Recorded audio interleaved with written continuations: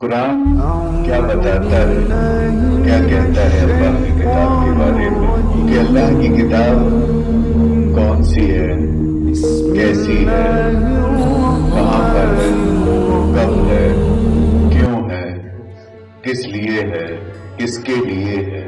یہ انسانی زندگی میں، انسانی ذہن میں آنے والے سوالات ہیں، جس کو لے کر انسان ہمیشہ سے کھوج بین میں رہا ہے، ہمیشہ کھوجتا رہا ہے۔ اس کے اندر یہ خیال ہمیشہ اس کو پریشان کرتا رہا ہے کہ آخر کتاب ہے کیا۔ اللہ کا شکر ہے کہ قرآن میں اللہ نے تمام عالم انسانیت کے لیے انسان کے ذہن میں اٹھنے والے کتاب کے متعلق تمام سوالات کا جواب دیا اور انسان کو مطمئن کیا، تاکہ انسان جان لے جو کچھ اس کے رب کی طرف سے ہے وہ اس پر حق ہے۔ علاوہ یہ کہ انسان یہ کتاب اس لیے دی گئی تاکہ انسان کو اس کتاب کی تعلیمات کے ساتھ، اس کی تربیت کے ساتھ سلامتی میسر کی جائے، اس کو امن اور امان میں رکھا جائے۔ یہ اللہ کی طرف سے تمام انسانیت کے لیے انسانیت کا بڑا پیغام، اور یہ انسان کی بھلائی کے لیے اس لیے ہے تاکہ انسان اللہ کی اس کتاب کو برتے،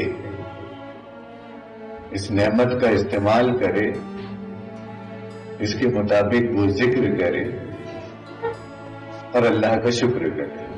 تو آج یہ میں تھوڑا سا لگ بھگ کئی آیتیں لوں گا مختصر طور پر، کیونکہ آپ لوگوں کو آلریڈی اس میں جو الفاظ استعمال کیے گئے ہیں، جو آیتیں میں بھی مینشن کروں گا، وہ الفاظ آلریڈی آپ تک پہنچ چکے ہیں، ان کی سمجھ آپ تک پہنچ چکی ہے۔ اس کو میں مختصر ان آیات کو، جو 6-7 آیات ہیں، مختصر طور پر لوں گا، زیادہ ڈیٹیل میں نہیں جاؤں گا۔ اس کے علاوہ اگر آپ کو کہیں لگتا ہے کہ کسی سوال کی ضرورت ہے تو وہ آپ کر سکتے ہیں۔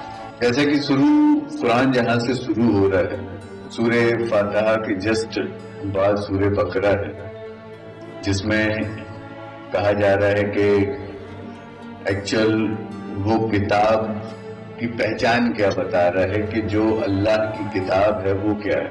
دیکھیے، کتاب کا کانسیپٹ حالانکہ آپ لوگوں کو بتایا جا چکا ہے کہ کیوں اتنا زیادہ انسانی زندگی کتابوں سے متاثر ہے۔ کی وجہ یہ ہے کہ چاہے انسان کے ہاتھوں کے دوارا لکھی ہوئی کتاب ہو یا وہ کتاب ہو جس کو اللہ نے کتب کی ہے، بہرحال دونوں میں جو موجود مواد ہوتا ہے اس کا تعلق انسانی ذہن سے ہوتا ہے، انسانی سمجھ سے ہوتا ہے۔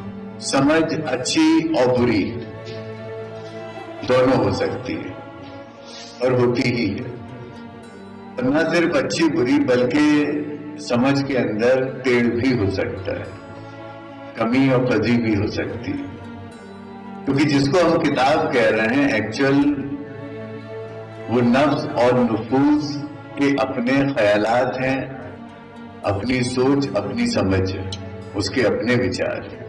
اسی وچار کو، اسی خیال، اسی سوچ سمجھ کو کتاب کہا جاتا ہے۔ اب یہ کہ جو انسان کی کتاب ہے، جس کو انسان نے لکھا ہے، تو ممکن ہے کہ وہ انسان کی اپنی سوچ اور اپنی سمجھ کو بیان کرے گی، تو اس کی حیثیت ویسی ہی ہوگی جیسی حیثیت انسان کی ہوتی ہے۔ تو اللہ کی کتاب اللہ کی سیان سان ہوگی۔ تو کتاب کا مطلب ہی ذہن ہوتا ہے، سمجھ ہوتی ہے، سوچ ہوتی ہے۔ اب یہ کہ ان کتابوں کے درمیان ہم کو اس کتاب کی شناخت اور پہچان کرنی ہے جو اللہ کی ہے۔ کتاب کوئی سی بھی ہو، اس کی شناخت، اس کی پہچان، اس کی تصدیق اور اس کی تفصیل سے حاصل ہوتی ہے۔